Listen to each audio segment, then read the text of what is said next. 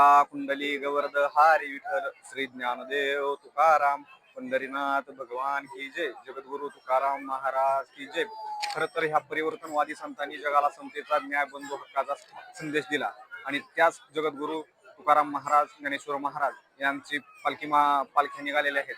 आज त्याच निमित्तानं मौजे खुडूस तालुका माळशिरस या ठिकाणी संत श्रेष्ठ ज्ञानेश्वर महाराज यांच्या पालखीचं दुसरं गोलरिंगावन होत आहे. त्या निमित्तानं संत ज्ञानेश्वर महाराज, तुकाराम महाराज आणि पंढरीचा विठुराया यांना आमचं एकच साकडं असेल की या सरकारला सद्बुद्धी दे.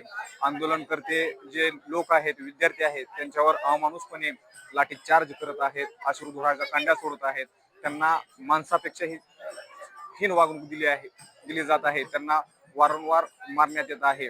खरं तर इंग्रजांपेक्षा जुलमी व्यवस्था त्यांनी या देशामध्ये निर्माण केलेली आहे. म्हणून खरं तर अण्णाभाऊ साठे यांचं शब्द आता तंतोतंत खरं होताना दिसत आहेत. ही न्याय व्यवस्था काही कांची रकेल झाली, संसद देखील हिजरे यांची हवेली झाली. आमच्या व्यथा पुन्हा पुढे मांडू, कारण ही व्यवस्था भ्रष्टाचाराने तल्लीन झाली. गेंड्याची कात्री पांघरलेलं हे सरकार पांघरलेलं हे सरकार अमानुषपणे लाठीचार्ज करत आहे. माणसाला माणसासारखं वागवून दिली जात नाही. रडल्यानंतर आई सुद्धा लेकराला दूध पाजते. आपल्या न्याय हक्कासाठी हे शेकडो विद्यार्थी लाखोच्या संख्येने जंतर मंतर दिल्ली या ठिकाणी उपस्थित आहेत आणि ह्या आंदोलनकर्त्यावर अमानुषपणे मारहाण करून त्यांचे रक्त बाहेर काढत आहेत. इंग्रजांपेक्षाही त्यांच्यावर जास्त प्रमाणामध्ये जुलूम होत आहे.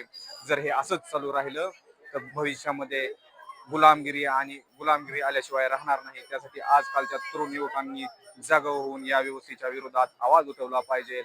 हीच आपल्या सर्वांना याच्या निमित्तानं मागण्यात विनंती असेल. जय भीम, जय संविधान, इन्कलाब जिंदाबाद.